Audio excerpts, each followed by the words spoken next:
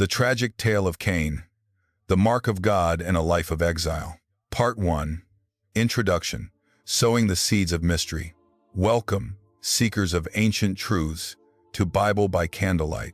In the hushed glow of flickering flames, we delve into narratives that resonate through millennia, stories etched into the very fabric of human experience.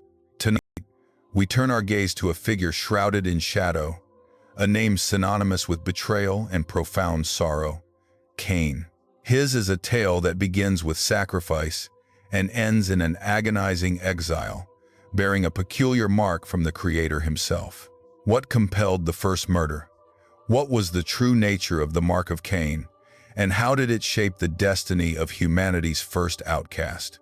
Join us as we journey into the heart of this ancient tragedy, seeking to understand the divine judgment, the burden of a cursed life, and the enduring questions it poses about sin, redemption, and the unfathomable mercy of God. Part 2. The Journey of Deep Discovery. A. The historical context. The dawn of discontent. To fully grasp the tragedy of Cain, we must first transport ourselves to the dawn of human history, to a world barely touched by the shadow of sin, yet already bearing its nascent scars. Adam and Eve, cast from the Garden of Eden, now faced a harsh reality of toil and hardship. Their immediate progeny, Cain and Abel, represent the foundational schism in human vocational and spiritual life. Cain, the elder, became a tiller of the ground, his life intertwined with the soil, wresting sustenance from a cursed earth. Abel, the younger, chose the path of a shepherd, tending flocks. This early division of labor, seemingly innocuous, hints at deeper spiritual postures.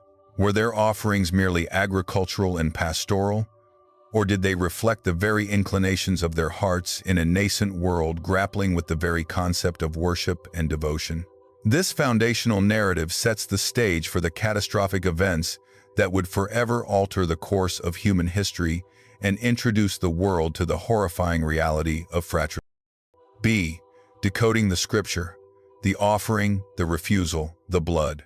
The narrative unfolds swiftly in Genesis 4. In the course of time, Cain brought some of the fruits of the soil as an offering to the Lord. And Abel also brought an offering, fat portions from some of the firstborn of his flock. The Lord looked with favor on Abel and his offering, but on Cain and his offering he did not look with favor. This pivotal moment ignites the tragedy. Why did God favor Abel's offering over Cain's? The text itself is notably terse, leaving room for profound theological contemplation. Was it the quality of the offering, the fat portions representing the best versus some of the fruits, or was it the disposition of the giver? The Epistle to the Hebrews later states, "By faith Abel offered unto God a more excellent sacrifice than Cain." This strongly suggests that the issue was not the type of sacrifice, but the heart with which it was given. Cain's reaction to God's disapproval is chilling. So Cain was very angry, and his face was downcast. God, ever gracious, confronts him. "Why are you angry? Why is your face downcast? If you do what is right, will you not be accepted? But if you do not do what is right, sin is crouching at your door. It desires to have you, but you must rule over it." This profound warning, a divine insight into the insidious nature of sin, goes unheeded. The narrative continues. Now Cain said to his brother Abel, "Let's go out to the field." While they were in the field, Cain attacked his brother Abel and killed him. The first act of human violence, the shedding of innocent blood by a brother's hand, echoes with horrifying implications. The ground itself cries out, absorbing the injustice. The Lord said, "What have you done? Listen, your brother's blood cries out to me from the ground." This poignant image underscores the sacredness of life and the indelible stain of murder. C. The hidden theological meaning, the nature of sin and divine mercy. The tragic tale of Cain reveals profound theological truths. Firstly, it exposes the corrupting power of unaddressed sin. God's warning to Cain about sin crouching at your door illustrates its predatory nature, its desire to master humanity. Cain's failure to rule over it leads directly to the ultimate transgression. Secondly, the narrative establishes the inherent value of human life and the sanctity of blood, which cries out for justice. This principle resonates throughout biblical law, emphasizing accountability for violence. However, amidst the grim reality of sin and judgment, a remarkable element of divine mercy emerges. Cain laments, "My punishment is more than I can bear. Today you are driving me from the land, and I will be hidden from your presence. I will be a restless wanderer on the earth, and whoever finds me will kill me." God's response is astounding. Not so. Anyone who kills Cain will suffer vengeance 7 times over. And then, the enigmatic detail. Then the Lord put a mark on Cain so that no one who found him would kill him. This mark of Cain is not explicitly defined, leading to centuries of speculation. It was not a kind of condemnation for others to see an exact revenge, but rather a sign of divine protection, a testament to God's enduring sovereignty, even over the most egregious sin. It prevented an endless cycle of blood vengeance, preserving the human population.